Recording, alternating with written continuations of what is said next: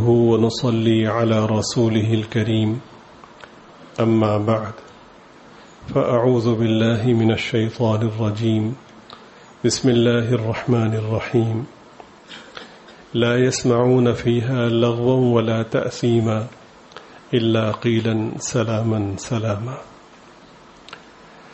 صدق الله العظيم وصدق رسوله النبي الكريم درود شریف پڑھ لیجیے۔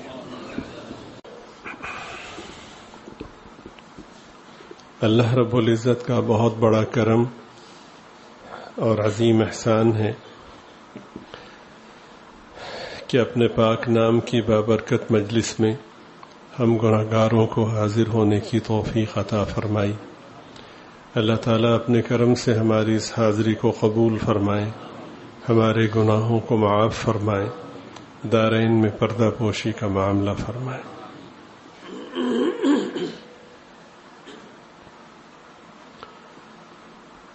آج کی ہماری جو نشست ہے وہ پچھلی نشست کا تتمہ ہے۔ حضرت سیدنا عبداللہ ابن سلام رضی اللہ تعالی عنہ کی ایک روایت کے ذیل میں کچھ باتیں آپ کی خدمت میں عرض کی گئی تھیں، اسی کا تسلسل ہے۔ اللہ تعالیٰ کہنے سننے میں اخلاص نصیب فرمائے۔ قرآن کریم میں ارشاد ہے وَإِذَا حُيِّيتُم بِتَحِيَّةٍ فَأَحْسِنُوا فَحَيُّوا بِأَحْسَنَ مِنْهَا أَوْ رُدُّوهَا وَإِذَا حُيِّيتُم بِتَحِيَّةٍ فَحَيُّوا بِأَحْسَنَ مِنْهَا أَوْ رُدُّوهَا۔ جب تمہیں کوئی سلام کرے تو تم اس سے بہتر جواب دو، اور اگر بہتر جواب نہ دے سکو تو کم از کم اتنا تو جواب دو جتنا تمہیں سلام کیا گیا تھا یا جیسا تمہیں سلام کیا گیا تھا۔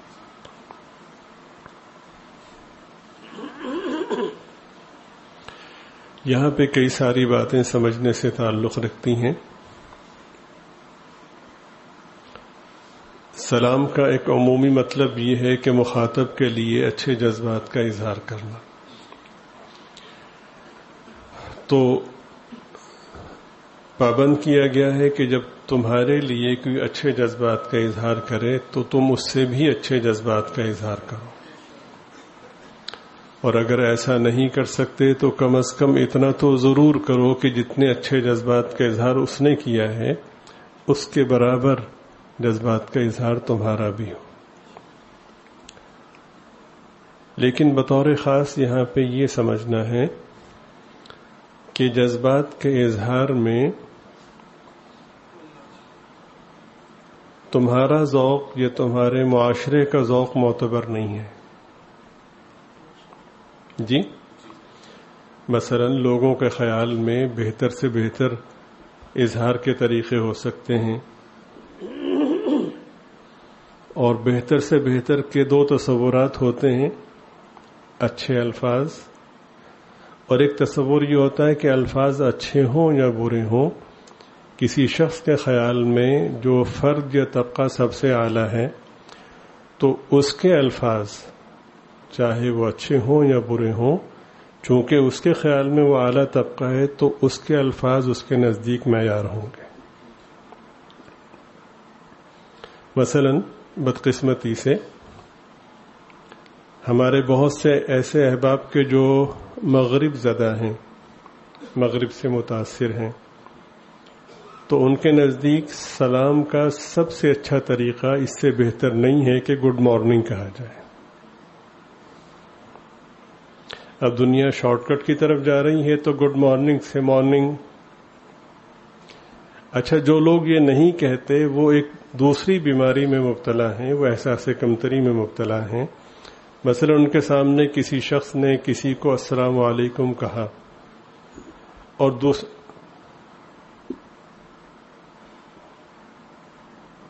درود شریف پڑھیے۔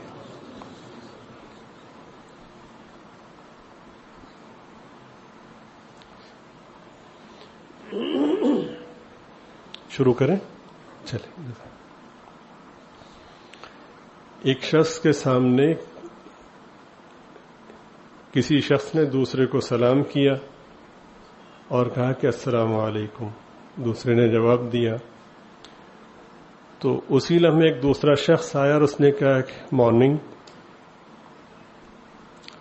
تو بدنصیبی یہ ہے کہ جو ابھی تک اس خوش نصیبی کا متحمل تھا کہ گڈ مارننگ کو اختیار نہیں کر رہا تھا، سلام ہی کر رہا تھا، بدنصیبی یہ ہے کہ اس کے نزدیک ذہنی برتری مارننگ والے کی.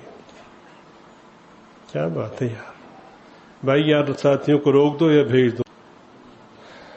السلام علیکم کہا تو دیسی انداز ہے، مولویوں کا انداز ہے، مارننگ گل ہوئی نا. تو بے شک ہم اپنی زبان سے نہیں کہتے، لیکن جو دل میں ہے وہ پھوٹ پھوٹ کے باہر آتا ہے نا، تو پھر اسی کو کاپی کیا جاتا ہے. مارننگ، پھر ہیلو، پھر ہائے، ہو آر یو کا مخفف. تو شتر بے مہار نہیں ہے ہمارا معاشرہ، الحمدللہ. ہم ایک ذات کے پابند ہیں، اور ایک ذات کا پابند ہونا ہمیں ہزاروں کے سامنے جھکنے سے بچاتا ہے. ٹھیک ہے نا؟ اور اس کے سامنے نہیں جھکیں گے تو ہزاروں کے سامنے جھکنا پڑے گا. حضرت رائے پوری نور اللہ مرقدہ جو ہمارے دادا پیر ہیں، ان سے کسی نے پوچھا کہ نسبت کسے کہتے ہیں؟ فرمایا نسبت محبت کو کہتے ہیں. حضرت حکیم الامت رحمۃ اللہ علیہ سے کسی نے پوچھا تو فرمایا کہ تصوف کا خلاصہ 2 جملے ہیں، پورے تصوف کا خلاصہ. فرمایا کہ اتباع اور محبت، اتباع اور محبت، غیر مشروط اتباع. پھر آگے چل کے حضرت اسی تسلسل میں فرماتے ہیں کہ اتباع بھی نہیں، صرف محبت. تو بات سمجھ میں نہیں آتی، اس لیے سمجھ میں نہیں آتی کہ ہم میں سے ہر شخص اپنے آپ کو عقل کل کامل سمجھتا ہے نا، لیکن معاشرے میں بعض چیزوں پہ غور کریں تو بہت اچھے سے سمجھ میں آتی. محبت اس کو کہتے ہیں کہ جب آدمی کو کسی سے محبت ہو جاتی ہے تو محبوب کے کہے بغیر یہ چاہتا ہے کہ مجھے پتہ چلے کہ محبوب کی پسند کیا ہے، بس پھر مجھے اس میں فنا ہونا ہے. شدید گرمی ہے لیکن محبوب کو جینز کی پینٹ پسند ہے نا، تو اسے محبت کرنے والا وہ پہنے گا اور اس کو گرمی نہیں لگے گی. کہتے ہیں نا کہ اتباع میں کیا رکھا ہے، اگر نہیں رکھا تو کیوں مرے جا رہے ہو. ڈھیلا ڈھالا لباس باعث راحت ہوتا ہے نا، پینٹ میں تو آدمی پھنسا ہوا ہوتا ہے، لیکن چونکہ جس کی محبت دل میں رچ بس گئی ہے نا، وہ پینٹ کو پسند کرتا ہے. تو مجھے اس نام نہاد راحت سے وہ پھنسنے میں زیادہ مزہ آتا ہے. ٹھیک ہے نا؟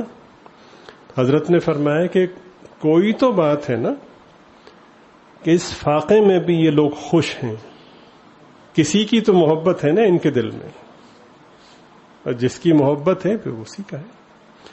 تو پھر دین اتنا سستا ہے، اتنا گیا گزرا ہے کہ ساری زندگی کھڑے ہو کے موتنے والوں کی پیروی میں گزار دو اور یہ کہو کہ جنت کے ہم مالک ہیں. اتنی فارغ جنت، سب کچھ برداشت ہے، میرے حبیب کو اور اس کی سنتوں کو نظر انداز کرنا برداشت نہیں.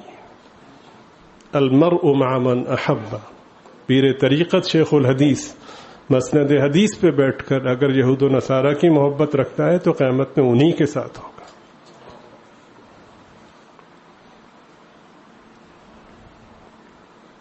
ہمارے بہت اچھے ساتھی جب خوشی کا موقع آتا ہے تو 3 پیس سوٹ سلواتے ہیں، بحث کرتے ہیں کہاں ناجائز لکھا، بھائی غلطی ہو گئی، یہاں لکھا ہے کہ کیا جائز ہے کیا ناجائز ہے. کیا بحث کرنی، خوشی کے موقع پہ اپنے آقا کا نہ ہوا تو کس کا ہوگا. تو لائن لگی ہوئی ہے. یہاں پہ ابھی اعلان ہونا کہ نیچے امریکن قونصلیٹ یا برطانوی سفارت خانے کا نمائندہ ہے کہ جی خانقاہ میں جتنے لوگ ہیں تو ہم ان سب کے لیے برطانیہ کے امریکہ کے ویزے جاری کرتے ہیں, تو بلا مبالغہ ایک بھی یہاں باقی نہیں رہے گا. یہ ہماری دین سے محبت ہے. پھر کہتے ہیں کہ بدر کی نصرت کیوں نہیں اترتی.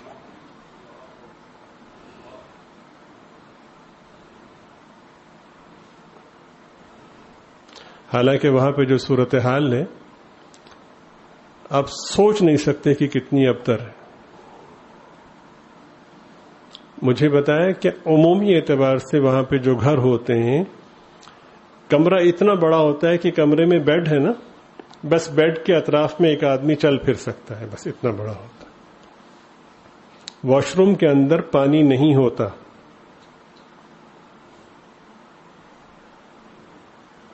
لوگ آ کے کہتے ہیں کہ وظیفہ بتائیں. آپ کو حیرت نہیں ہو رہی, اس لیے کہ مجھے حیرت ہے کہ آپ کو کیوں حیرت نہیں ہو رہی. پانی کے بغیر کیسے پاکی حاصل کریں گے؟ بولتے نہیں. کیسے پاکی حاصل کریں گے؟ پاکی حاصل نہیں ہوگی تو خدا کے سامنے کیسے کھڑے ہوں گے؟ مرے جا رہے ہیں. تو یہ معاشرے کی وہ تکلیف دہ صورتیں ہیں. ویزا لگنے کے لیے اپلائی کیا تو انٹرویو کا ٹائم تھا, تو میں یہ عمومی بات بتا رہا ہوں کہ ظاہر ہے کہ بہن بیٹیاں جب بڑی ہوتی ہیں تو گھر میں ماؤں کو یا والد کو دیکھتی ہیں تو انہی افکار میں ان کی ذہن سازی ہوتی ہے نا.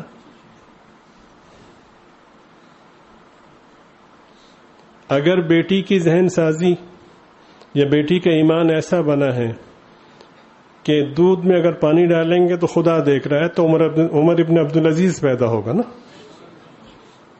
تو آج کل کیا ہو رہا ہے, تو اپلائی کرنے والے کی داڑھی تھی تو کہا کہ ہو سکتا ہے کہ ریفیوز ہو جائے, تو لڑکی نے کہا داڑھی کٹوا دیں.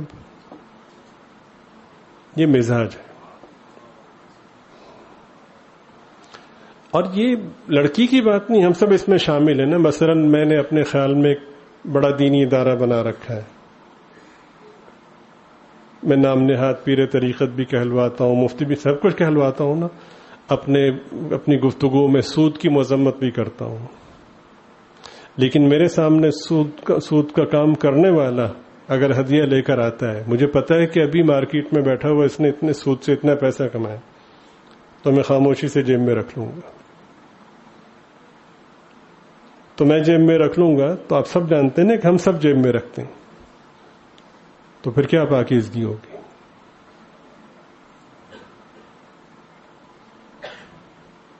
فلاں جماعت جو ہے وہ دین کے خلاف ہے, منہ سے جھاگ نکلتی ہے. اسی جماعت کا فرد چندہ لے کے آتا, خاموشی سے رکھ لیتے ہیں. تو یہ کردار کے غازی ہو, پھر یہ محمد ابن قاسم پیدا ہوں گے. کسی سے کیا گلہ کرنا. جب رہنما ایسے ہوں گے تو پھر پیروی کرنے والے بھی تو ویسے ہی ہوں گے نا. اس کی بالکل پرواہ نہیں ہے کہ وہاں جا کے بنے گا کیا. چلے ہم تو جیسے تیسے سروائیو کر جائیں گے, ہمارے بچوں کا کیا بنے گا.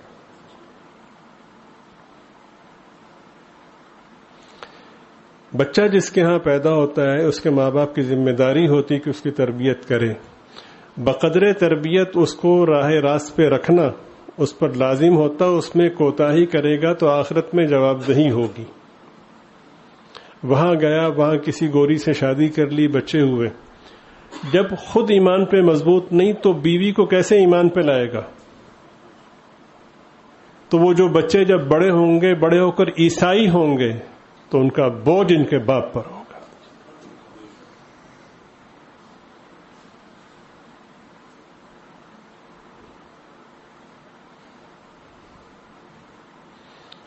ایک صاحب کہنے لگے کہ بیٹی نے انگلینڈ جانا ہے, کوئی وظیفہ بتا دیں.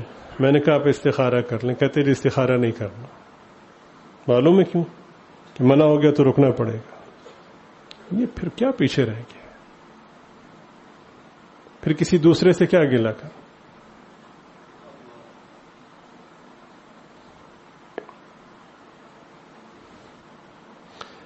مجھے بتایا ہمارے ایک بہت ہی ذمہ دار ساتھی ہیں، انہوں نے کہ ان کے کافی عزیز و اقارب یورپ میں رہتے ہیں، کہنے لگے کہ وہاں پہ چونکہ تعلیمی اخراجات حکومت برداشت کرتی ہے ہر بچے کے، تو حکومت اپنا استحقاق سمجھتی ہے کہ جو ہمارا آئین ہے، جو ہمارا قانون ہے، اگر اس سے ذرا بھی تم منحرف ہوئے تو اس بچے کو ہم تم سے چھین لیں گے، چاہے یہ تمہارا نسبی بچہ ہی کیوں نہ ہو، اور اس وقت تک اپنے پاس رکھیں گے جب تک ہمارے ضابطے کے مطابق یہ باشعور نہ ہو جائے، یعنی 18 سال کا نہ ہو جائے. کسی گھر میں اگر کسی کے والدین نے چھوٹے بچے کو ڈانٹ دیا اور بچے نے اسکول میں یا ویسے جا کر کے شکایت کر دی کہ مجھے میرے ماں باپ نے ڈانٹا ہے، تو متعلقہ ادارے کے لوگ آئیں گے، گھر والوں کو بتائیں گے کہ آپ نے ڈانٹا، جس کی آپ کو اجازت نہیں تھی، اس بچے کو لے جائیں گے اور 18 سال اپنے ماحول میں رکھیں گے. بچہ ہو یا بچی ہو، 18 سال اس کو اپنے پاس رکھیں گے. اور یہ پتہ ہے لوگوں کو. اب ایک بچی جو 18 سال عیسائی ماحول میں، غیر اسلامی ماحول میں گزارے گی، تو اس کے پلے ایمان نامی کیا چیز رہے گی؟ افسوس تو یہ ہے کہ ان سب چیزوں کا پتہ ہے تب بھی بھاگے جا رہے ہیں. یہ محبت ہے. آج کہتے ہیں میں مدینے چلنے ہیں، بہت اچھی بات ہے، 5 اسٹار ہوٹل بن گئے نا. حجت الاسلام قاسم العلوم والخیرات حضرت مولانا محمد قاسم صاحب رحمۃ اللہ علیہ کے ساتھی بتاتے ہیں کہ ہم مدینہ پاک حاضر ہوئے تو جیسے ہی آثار مدینہ دکھے، حضرت سواری سے اترے، جوتے سائڈ پہ کیے اور ننگے پاؤں دیوانہ وار گنبد شریف کی طرف چلے. فرماتے ہیں کہ کتنے میل پیدل چلے، اتنی سنگلاخ وادیاں تھیں پہاڑ کے، پاؤں خون سے تربتر ہو گئے. ہم منت کر کر کے تھک گئے کہ نہیں، تمہیں کیا معلوم کہ مجھے کیا دکھائی دے رہا ہے. اس کو محبت کہتے ہیں.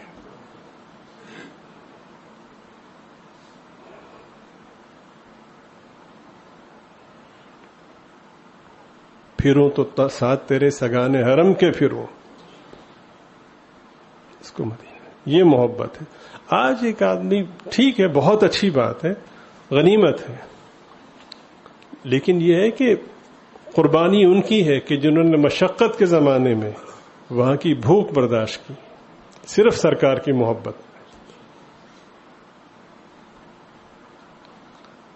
ٹھیک ہے نا؟ یہ محبت ہے کہ پھر رات کو اٹھنا دشوار نہ ہو، کہ محبوب یہ چاہتا ہے کہ والناس نیام. اس کو محبت کہتے ہیں. جو ہمارا جو ہے بس یہ کہ اللہ تعالیٰ اپنی رحمت سے بخش دے تو بات بن جائے گی، ورنہ پلے کچھ نہیں ہے. اور پھر یہ ہے کہ برتری کا احساس اتنا ہے کہ ہم مومن ہیں. کیسے مومن ہو؟ ابھی بولی لگے تو لگ پتہ جائے گا کتنے میں بکتے ہو.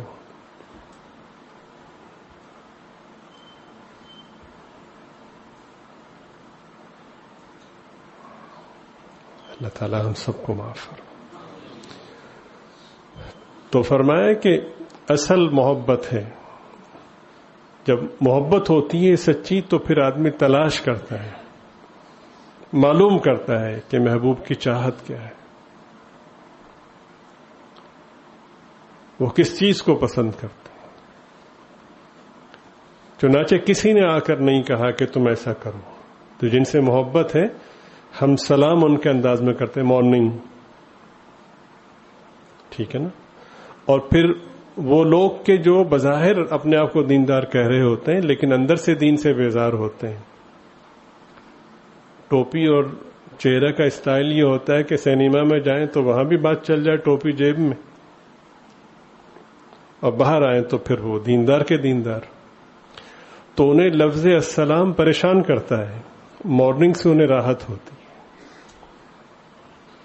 وَإِذَا ذُكِرَ اللَّهُ وَحْدَهُ اشْمَأَزَّتْ قُلُوبُ الَّذِينَ لَا يُؤْمِنُونَ بِالْآخِرَةِ. جب اللہ تعالیٰ کا تذکرہ ہوتا ہے تو جن لوگوں کے دلوں میں ایمان نہیں وہ پریشان ہوتے ہیں. وَإِذَا ذُكِرَ الَّذِينَ مِن دُونِهِ إِذَا هُمْ يَسْتَبْشِرُونَ. اللہ کے علاوہ کسی اور کی بات ہو تو خوش ہو جاتے ہیں. اس آئینے میں دیکھیں، اس اسٹینڈرڈ پہ چیک کریں کہ ہم کہاں کھڑے ہیں، کس بات پہ ہمیں خوشی ہوتی ہے.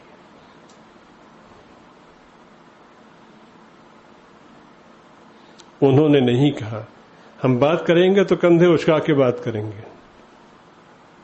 وہ آئی ڈونٹ نو میں ٹی کو کھا جاتے ہیں. I don't know. تمہاری زلف میں پہنچی تو حسن کہلائی، جو تیرگی میرے نام ایسے ہمیں. اور ادھر صورتحال لے کے کہہ کے تھک گئے کہ اشہد اللہ الہ میں نون یہ مخفی ہے، ماننا ہی نہیں. بابا جی نے اشہد ان لا الہ کہنا. بھائی یہ صحیح طریقہ نہیں ہے.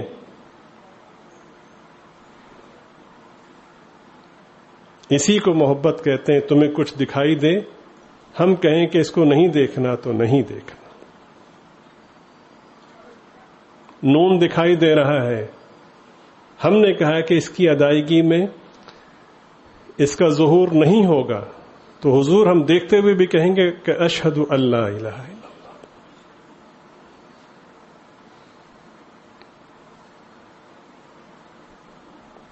یہ دین ہے، یہ محبت ہے. یہ کیسی محبت ہے کہ جس میں آغاز سب سے پہلے محبوب کی سنت کو ذبح کر کے کیا جاتا ہے. چلیں خود جو بےہودگی کر لی سو کر لی، اپنی اولاد پہ تو رحم کھائیں. ایسی تکلیف دہ مثالیں ہیں کہ جو بچے وہاں پہ بڑے ہو گئے ہیں، اب وہ بیٹا یا بیٹی جو بڑا ہو گیا ہے وہ اب شادی کے لیے بچی غیر مسلم کے ساتھ کرنا چاہ رہی ہے، تم روک نہیں سکتے. یہ سب سننے کے بعد وہیں کھڑے ہیں ہم، بس یہ دعا کر دیں کہ انگلینڈ کا ویزا لگ جائے. بات انگلینڈ کے ویزے کی نہیں ہے اس وقت، بات یہ بھی نہیں کہ ویزا صحیح ہے. بات یہ ہے کہ اصرار کیوں ہے. وہاں جا کے برتن دھونے پڑیں گے، وائپر سے صفائی کرنی پڑے گی، پخانہ صاف کرنا پڑے گا. وہاں جو جابز ملتی ہیں ان جابز میں یہ بھی ہوتا ہے کہ وہاں لوگ جو بوڑھے ہو جاتے ہیں نا، تو ان بوڑھوں کو سنبھالنے کے لیے انہیں کچھ لوگوں کی ضرورت ہوتی ہے. تو انہیں آپ کو اتنی تنخواہ ملے گی، آپ نے یہ کرنا ہے کہ فلاں فلاں جو بوڑھا ہے وہ اولڈ ہاؤس میں جو رہتا ہے فلاں دن جا کر آپ نے اتنے گھنٹے گزارنے ہیں. تو بستر پہ پاخانہ نکل جاتا، آپ نے وہ صاف کرنا ہے. ٹھیک ہے جی میں تیار. بھئی کیا وجہ ہے کہ پاخانہ صاف کر رہے ہو تم؟ یہ وہ محبت ہے جو سب کچھ کروا رہی ہے. یہاں پخانہ صاف کر کے بھنگی بنے اور یہاں پہ صفائی کر کے مولانا یوسف ولی بنے. یہ فرق ہوتا ہے. خدا کے لیے گندگی صاف کرو گے تو خدا پاکیزگی کے معراج عطا فرمائیں گے. یورپ کے لیے گندگی صاف کرو گے تو بھنگی بنو گے. ادھر بھی محبت تھی، ادھر بھی محبت ہے. یہاں قائد ہیں، قائد اس کو کہتے ہیں. اس کو نہیں کہتے کہ مجھ سے اختلاف کیا تو جہنم میں چلا گیا. نہیں، آنے والا ان پڑھ ہے، کچھ نہیں آتا.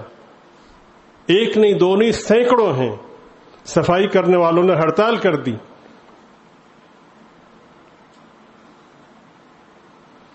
وہ شخص کہ جس کے وجود سے صحابہ کی خوشبو آتی تھی، اس کا بیٹا اٹھتا ہے اور پرات سر پہ رکھتا ہے، سب کی گندگی اٹھا کے باہر پھینک کے آتا ہے. کیوں؟ کہ یہ سب اس رب کی محبت میں آئے ہیں جس کی محبت میں میں فنا ہوں. مولانا یوسف صاحب نے بھی میری طرح ہم سب کی طرح انہی مدرسوں میں پڑھا ہے. تو فرق کیا ہے؟ انہوں نے بھی یہی بخاری، یہی مسلم سب کچھ پڑھی، انہوں نے بھی یہی کلمہ پڑھا. عشق کس کو کہتے ہیں؟ میں وہ ہاسپٹل کے ڈاکٹر تھے MS ڈاکٹر منیر صاحب, وہ میرے محسن بھی ہیں, اللہ تعالیٰ غریق رحمت فرمائے. حضرت مولانا یوسف صاحب رحمۃ اللہ علیہ کے سن وصال کیا ہے؟ کتنے سال بنتے ہیں؟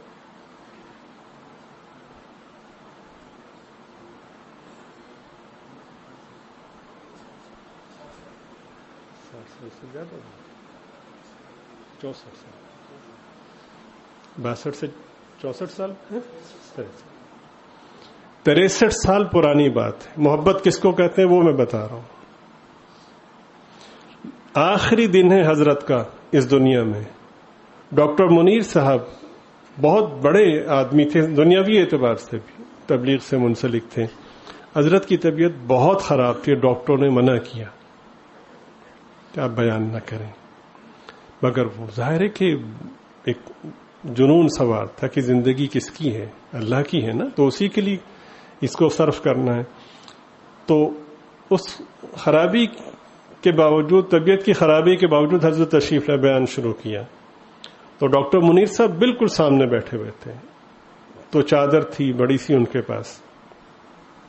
حضرت بیان فرما رہے تھے, 2-4 دفعہ طبیعت خراب ہوئی, سنبھلی کہ اچانک محسوس ہوا کہ طبیعت بہت زیادہ خراب ہوئی. تو یوں محسوس ہوا جیسے قے آنے لگی. ٹھیک ہے, تو جیسے ہی وہ قے آئی تو وہ ڈاکٹر منیر صاحب شاید پہلے سے, چونکہ ڈاکٹر بھی تھے تو انہوں نے چادر کی 2-3 تہ کر رکھی تھی. جیسے ہی وہ قے آئی تو انہوں نے فوراً کپڑا آگے کر دیا, وہ ساری خون کی قے اس کپڑے میں آ گئی. ٹھیک, محبت کس کو کہتے ہیں؟ کہتے ہیں کہ حضرت نانوتوی رحمۃ اللہ علیہ بیمار ہو گئے, پیٹ کی تکلیف ہوئی. تو مولانا محمود حسن صاحب عام طالب علم تھے, جن کے بارے میں کہا جاتا ہے کہ تاریخ اسلام میں 2 استاد ہیں کہ جن کو ایسے اعلیٰ درجے کے شاگرد ملے, ایک امام بخاری, ایک مولانا محمود حسن صاحب, کہ ہر شخص اپنی جگہ انقلاب تھا. تو بیمار ہوئے, وہ ظاہر ہے کہ مرض بڑھتا گیا تو اتنی نقاہت ہو گئی کہ اپنی جگہ سے اٹھنا دشوار ہوا. تو پھر وہ حاجت ہوئی تو کہا کہ مولوی محمود, یہ مجھے میرے والد صاحب رحمۃ اللہ علیہ نے سنایا. میں نیچے بیٹھا ہوں تو حضرت چارپائی پہ تشریف فرما تھے, میں پورا منظر میرے سامنے. تو فرمایا کہ مولوی محمود کہ جی حضرت, بھائی وہ تو اب تو مجھ سے اٹھا نہیں جاتا, تو یہاں ہی کوئی پردہ سا کر دیں. تو پردہ کر دیا. تو حضرت فارغ ہوئے. فارغ ہونے کے بعد حضرت ایک طرف کو ہٹے, اپنا سطر جو ہے وہ مستور کیا, تو بلایا. تو فرمایا کہ مولوی محمود کسی بھنگی کو لاؤ, بھئی یہ جو, تاکہ اس کو صاف کریں. تو میرے والد صاحب رحمۃ اللہ علیہ نے 2 تمہیدیں اس موقع پر سنائیں.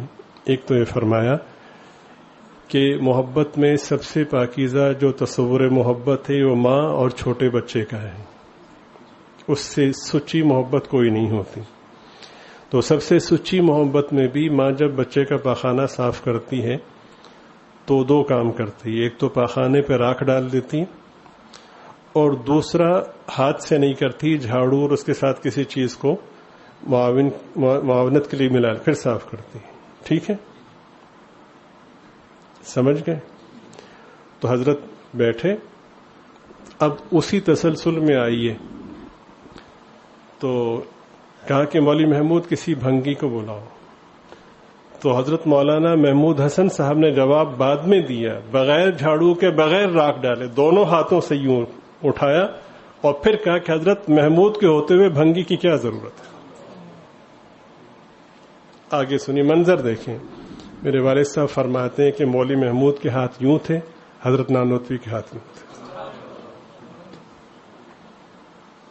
وہ لمحہ تھا کہ محمود سے شیخ العالم شیخ الہند بنے. یہ محبت ہوتی ہے.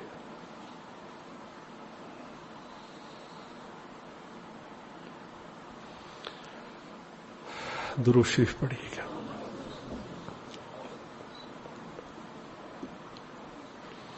تو جیسے ہی حضرت کو قے آئی تو انہوں نے چادر سامنے کر دی. وہ خون کی قے تھی. تو وہ ساری کی ساری انہوں نے لپیٹ لی. تو باہر آ کے دھو دی اور گھر چلے گئے. بات ختم ہو گئی. اس میں کون سی بات؟ 64 سال ہو گئے ہیں، خون سمیت وہ چادر آج بھی انہوں نے گھر میں رکھی ہوئی. یہ محبت ہے کہ جب عیب بھی خوبی نظر آنے لگے تو عیب کی نسبت تو اللہ والوں کی طرف نہیں ہوتی نا. جب ناگوار چیز بھی خوبی محسوس ہونے لگے تو سمجھیں کہ اب محبت ہے. نہیں سمجھ میں آ رہی؟ تو بھئی شدید گرمی میں پینٹ کی آپ کو گرمی محسوس نہیں ہوتی، کھلے کپڑوں کے مقابلے میں جو پھنسے ہوئے آپ کو پھنسنا محسوس نہیں ہوتا. تو یہ کیا چیز ہے جو ناگواری کو پسندیدہ بنا رہی ہے؟ اسی کو محبت کہتے ہیں. بس یہی خدا سے کر کے دیکھیے اور پھر دیکھیے.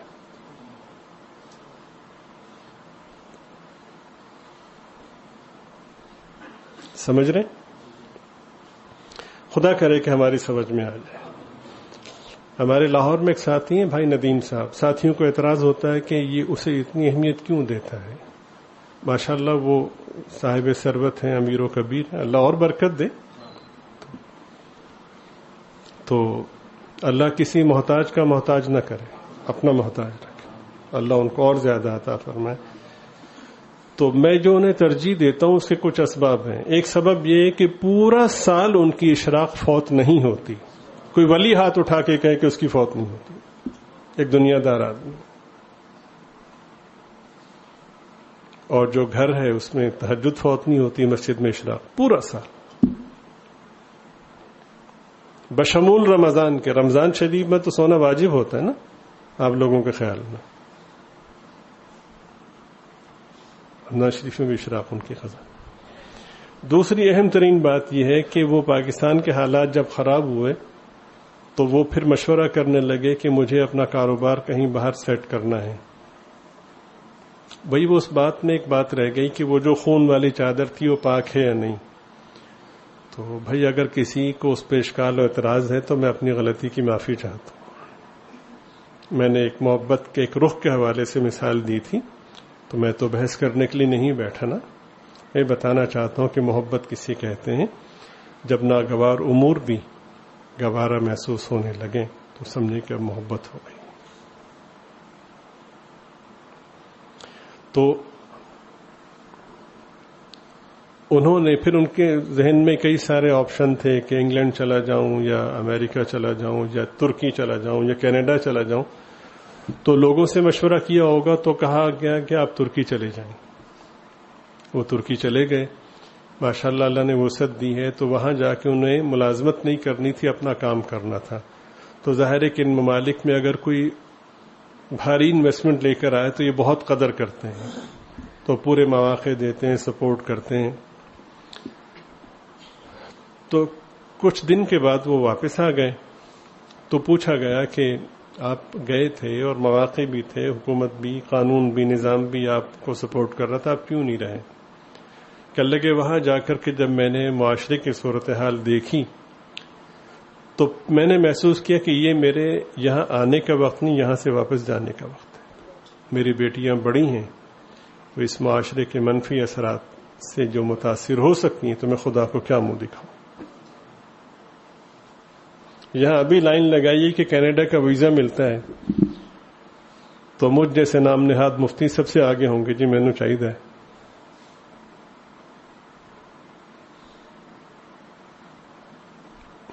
آپ سمجھ رہے ہیں؟ تو بس یہ ہے کہ پھر اس سے پتہ چلتا ہے نا کہ میں ذکر بھی کر رہا ہوں اور میں بیعت بھی کر رہا ہوں، اور لیکن میری سوئی وہیں اٹکی ہوئی ہے. مجھے اگر کسی شادی میں جانا ہے تو پھر میں باوجود مومن ہونے کے اس لباس کے بجائے کوشش کروں گا دوسرا لباس پہن کے جاؤں. اور اس میں یہ ہوگا کہ میرے پیش نظر یہ نہیں کہ مولانا تقی عثمانی صاحب میری تحسین کریں، وہ تو ویسے ہی میں نے ان کا معاملہ رکھا ہوا. میرے پیش نظر ہوگا کہ معاشرے والے میری تحسین کریں. کیا بات ہے، 3 پیس پہنا، مزہ آ گیا. بس کوئی اور بھی تو دیکھ رہا ہے نا.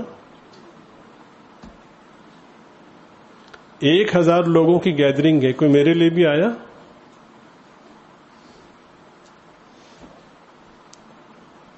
کسی نے میرے نبی کا لباس بھی اختیار کیا؟ تو وہ قدردان ذات اوپر بیٹھی ہے نا، کون کر رہا ہے؟ سب کا خیال کیا، صرف اس ذات کا خیال نہیں کیا۔ اگر یہی سوال ہو گیا بھائی اتنے خوبصورت سراپا پر جس لباس کو تم سجا رہے ہو، تو یہ اتنا خوبصورت سراپا کس نے دیا ہے؟ اگر ایک آنکھ تمہاری الٹی کر دیتا تو فارغ تھے، ایک ٹانگ چھوٹی بنا دیتا تو فارغ تھے، ٹھیک ہے نا؟ ثم لتسألن یومئذ عن النعیم، تم سے تمام نعمتوں کا یقینی سوال ہوگا۔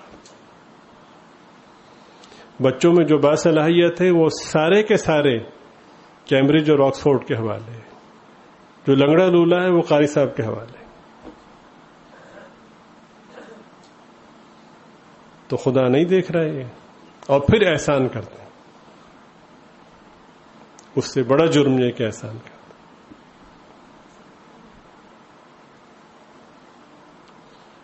تو جو اعلیٰ ترین دماغ ہے اس کو دین کے لیے آپ وقف کیجئے، تب پتہ چلے گا کہ آپ کو دین سے محبت ہے۔ بہرحال یہ وہ ایسے مظاہر ہیں یا ایسے مضامین ہیں کہ ان میں کوئی فلسفہ نہیں ہے، ہم اپنی ذات میں غور کر کے ان کو سمجھ سکتے ہیں۔ تو فرمائے کہ وَإِذَا حُيِّيتُم بِتَحِيَّةٍ فَحَيُّوا بِأَحْسَنَ مِنْهَا، جب تمہیں کوئی سلام کرے تم اس سے اچھا جواب دو۔ تو یہاں پہ آزاد نہیں چھوڑا گیا کہ جب تمہیں کوئی مارننگ یا گڈ نہیں، یہ ہمارے دائرے ہیں، اس میں کسی کی گنجائش نہیں۔ اور ایک دوسرے کے لیے نیک تمنا کے اظہار کے لیے اللہ تعالیٰ نے کتنا اہتمام فرمایا ہے۔ درود شریف پڑھیے۔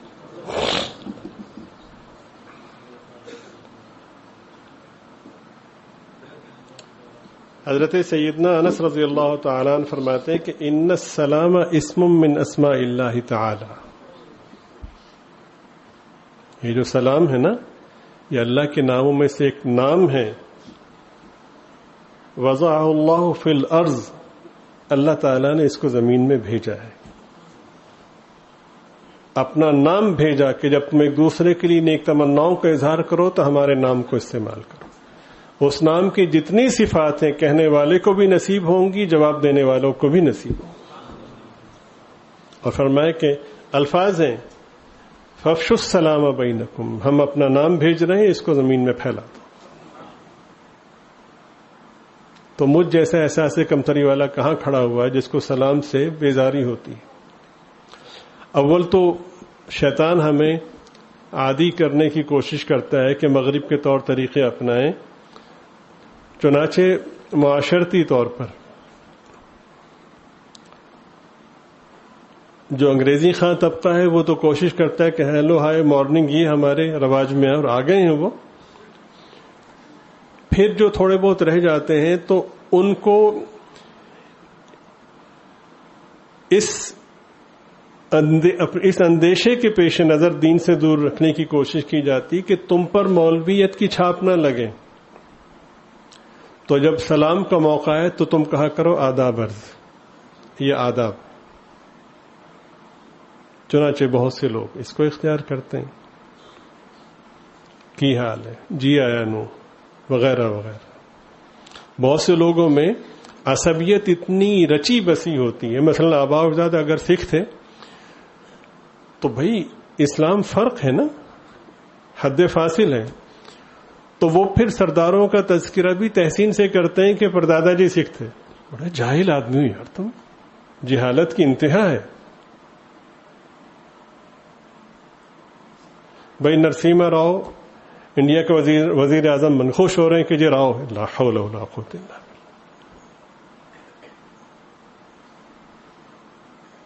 ایمان کے بعد بھی کوئی قابل عزت تصور رہ جاتا ہے؟ سب سے اونچا تصور جو ہے عزت کا وہ ایمان۔ تو ان دائروں سے نکلنا مشکل ہے۔ اللہ نے فرمایا کہ سب سے اچھی چیز ہم بھیج رہے ہیں، اپنا نام بھیج رہے ہیں، تو اس کے ذریعے سے سلام کیا کرو اور اس کو پھیلا دو۔ تو جب تمہیں سلام کیا جائے تو سلام بھی اس دائرے کا کہ جو دائرہ اسلام کہتا ہے، تو تمہیں تب جواب دینا ہے. یہ ویلکم اور جی آیا نو اس کا جواب نہیں دینا. تو تم کوشش کرو کہ اس سے اچھا جواب دو. وَإِذَا حُيِّيتُم بِتَحِيَّةٍ، کوئی السلام علیکم کہے تو تم کہو وعلیکم السلام ورحمۃ اللہ. اور اگر یہ نہیں کہہ سکتے تو کم از کم اتنا ہی کہہ دو جتنا اس نے کہا تھا وعلیکم السلام. اور صرف اتنا ہی نہیں، وہ ذات دیکھتی ہے کہ کون کتنا اہتمام کر رہا ہے. ہم نے کہا نا کہ سلام کا اچھا جواب دو، تو صرف یہی شمار نہیں ہوتا کہ اس نے اچھا جواب دیا، بلکہ ہر ایک پہ نمبر ملتے ہیں، نیکیاں ملتی ہیں. حدیث شریف میں ایک شخص نے آ کر آپ صلی اللہ علیہ وسلم کی خدمت میں عرض کیا السلام علیکم. آپ نے جواب دیا اور فرمایا کہ 10. دوسرا شخص آیا اور اس نے آ کر کے کہا کہ السلام علیکم ورحمۃ اللہ. آپ نے فرمایا 20. تیسرا شخص آیا اور اس نے آ کر کے کہا کہ السلام علیکم ورحمۃ اللہ وبرکاتہ. آپ نے فرمایا 30. اور یہ 10، 20 اور 30 معمولی نہیں، ایک نیکی پوری کائنات کو نور سے بھر دیتی. اتنی قدر ہے.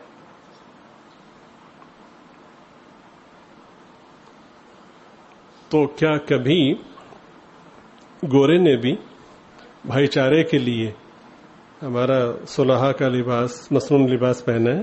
کبھی اس نے بھی سلام کیا ہے؟ کبھی اس نے بھی ایک دن کے لیے ٹائی چھوڑ کے ہمارا لباس پہنا؟ تو یہ کیسی بھائی چارگی جو یک طرفہ ہے؟ وہ اصل میں جو اندر جو احساس کمتری ہے نا، اس کا اظہار ہو رہا ہے. پھر اس کے لیے ایک ہی ٹائٹل رہ جاتا ہے کہ یہ مولویوں کی باتیں. تو الحمدللہ اگر مصنون استعارے مولویوں کی باتیں تو اس سے بڑا کوئی سرمایہ نہیں ہے.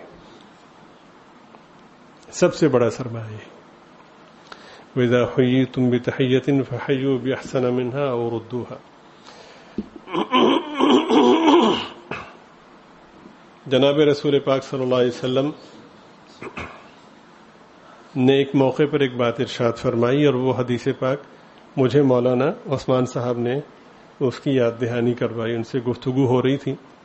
وہ جو پچھلی بار حدیث پاک ہم نے پڑھی اور سنی اسی سے ملتا جلتا مضمون ہے، لیکن کمال ہے.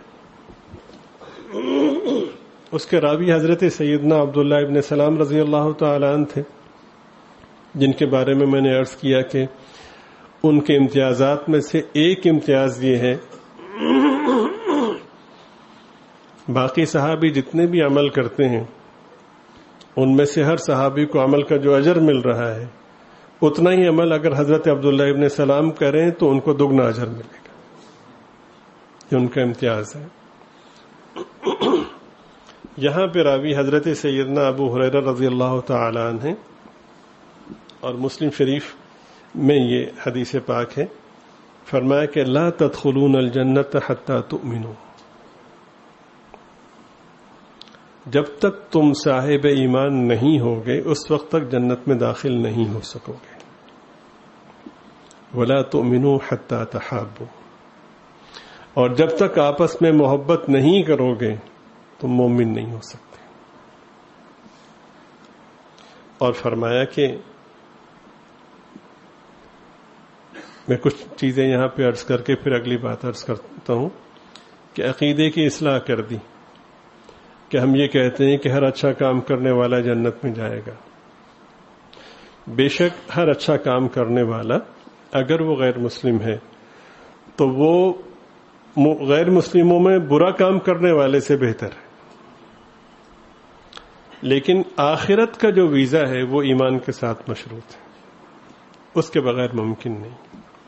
ساری دنیا کسی غیر مومن کے بارے میں یہ کہے کہ چونکہ بہت اچھا ہے یہ جنت میں جائے گا، تو یہ اللہ تعالیٰ کا ضابطہ سب مل کر نہیں بدل سکتے. تم جنت میں داخل نہیں ہو سکتے جب تک کہ ایمان نہ لے آؤ. تو کسی شخص کی اچھائی سے متاثر ہو کر یہ رائے قائم کر لینا کہ یہ بھی تو اچھا کام کرتے ہیں اور لہذا یہ آخرت میں جنت میں جائیں گے، یہ بہت بڑی جرت ہے اور اپنے اعمال کو برباد کرنے کے مترادف ہے. اس سے گریز کیا جائے. پھر وحدت ادیان کا جو تصور ہے، جو ایک علمی بحث ہے کہ عیسائی اور یہودی بھی جنت میں جائیں گے، اور قرآن پاک سے غلط استدلال کر کے لوگوں کو گمراہ کرنے کی کوشش کی جاتی ہے، ان سے بچنا چاہیے.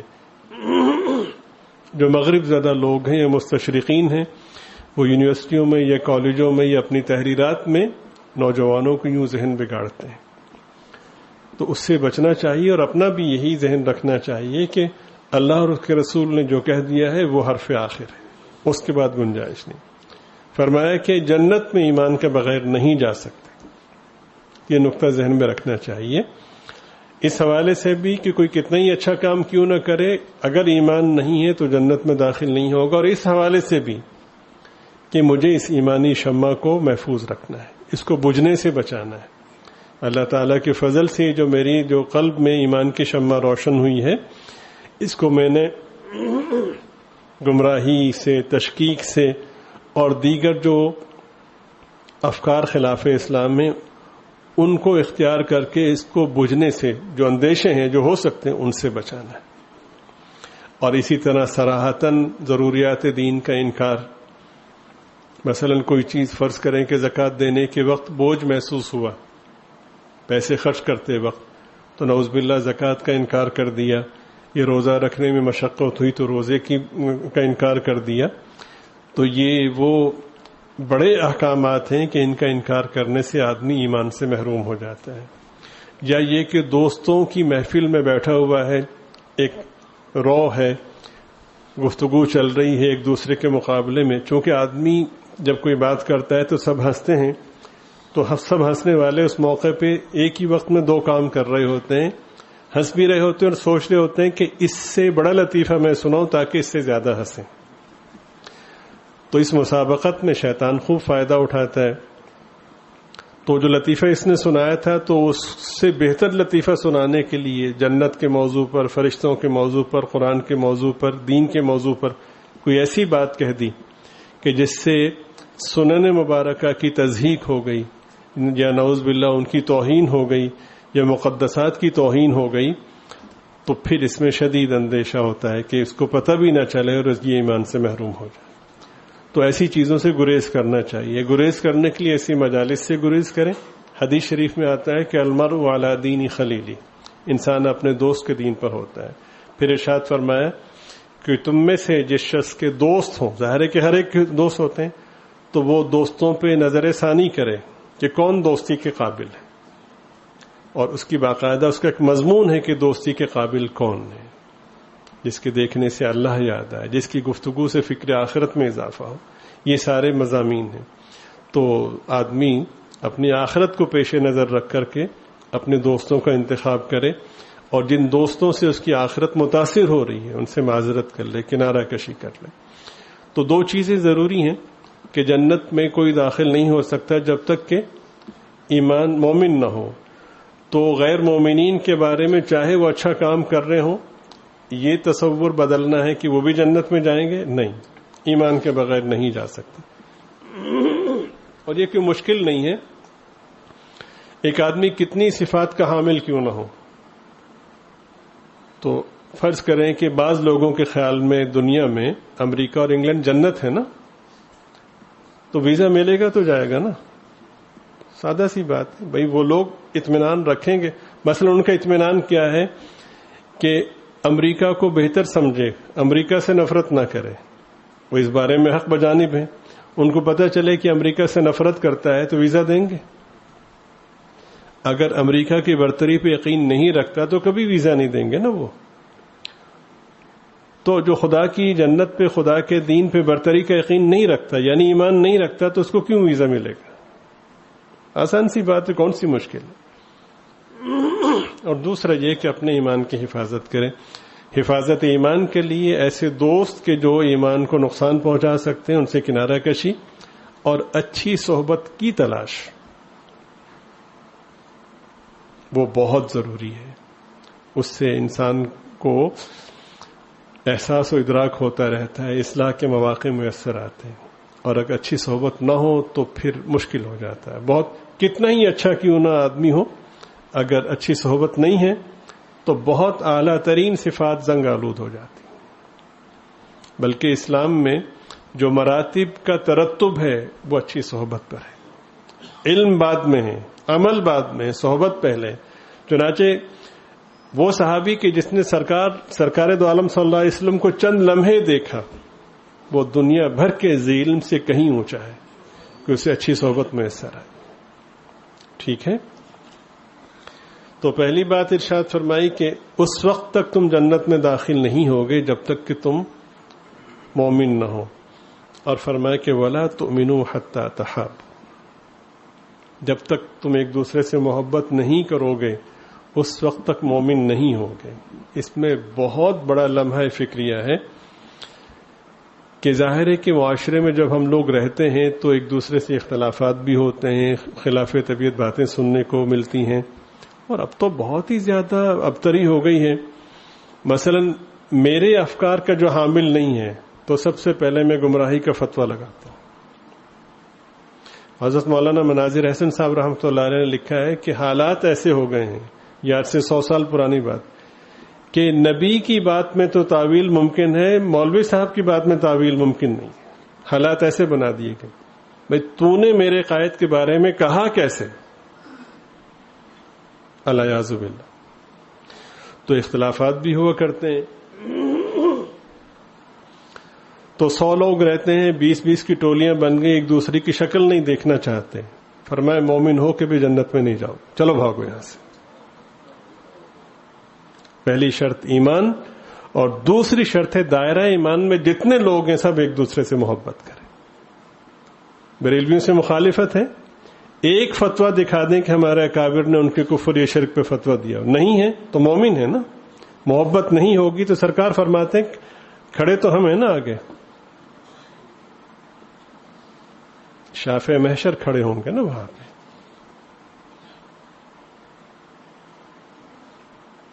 کسی ایک اہل حدیث کے بارے میں فتویٰ دکھا دیں، جب فتویٰ نہیں ہے تو مومن ہے. تو چلیں اب یہ تو بات پھر یوں سمجھیں کہ دور کی ہے. آپس میں آپ دیکھ لیجیے. آپ کی خدمت میں عرض کیا تھا کہ خارش ہے اور خارش بڑھتی رہتی ہے، اتنی بڑھ گئی ہے کہ اب آپس میں جو فکر ہم 3 لوگوں کا ہے، بس ہم 3 ہی مومن ہیں، باقی سب غلط. تو فرمایا جب تک باز نہیں آؤ گے تو اس وقت تک سروائیو نہیں کرو گے. سب سے پہلی شرط ایمان، اور اس کے بعد دوسری شرط یہ کہ جو دائرہ ایمان میں ہیں ایک دوسرے سے محبت کے جذبات رکھو. اور صورتحال یہ ہے کہ جو ہمارے مکتب فکر کا نہیں ہے نا، تو ہم استحضار کے ساتھ، یعنی جیسے استحضار اس کو کہتے ہیں جیسے روح کی موجودگی 24 گھنٹے کی زندگی کے لیے 24 گھنٹے روح کا موجود ہونا ضروری ہوتا ہے نا، اسی استحضار کے ساتھ رہتے ہیں کہ یہ بدعتی ہے، یہ گستاخ ہے، یعنی اس میں کمی کا تصور ہی نہیں ہے. اس شان کے ساتھ ہم تہجد پڑھتے ہیں، اس شان کے ساتھ ہم فرض پڑھتے ہیں، اسی کیفیت میں ہم حج کرتے ہیں. یہ صورتحال ہے. سرکار فرماتے ہیں کہ ان افکار کو ختم کرنا ہوگا. کس نے کہا ہے کہ آپ کسی کے شاگرد بنیں یا بیعت ہوں، لیکن دل کی کیفیت کو تو اچھا کر سکتے ہیں نا. توبہ کریں، یا اللہ آپ معاف فرما دیجیے. ایک مومن کے بارے میں اچھا گمان نہیں کر سکتا. 2 باتیں ہو گئی. اس وقت تک جنت میں داخل نہیں ہوگے جب تک کہ ایمان نہ لاؤ. ایمان لے آئے تو دوسری شرط ہے کہ جب تک محبت نہ کرو. اب محبت کیسے ہو؟ اب اس کے لیے یہ کہ یہ تو بہت مشکل ہے. جس کو میں ساری زندگی برا کہتا رہا، اب میں اس کی دعوت کروں.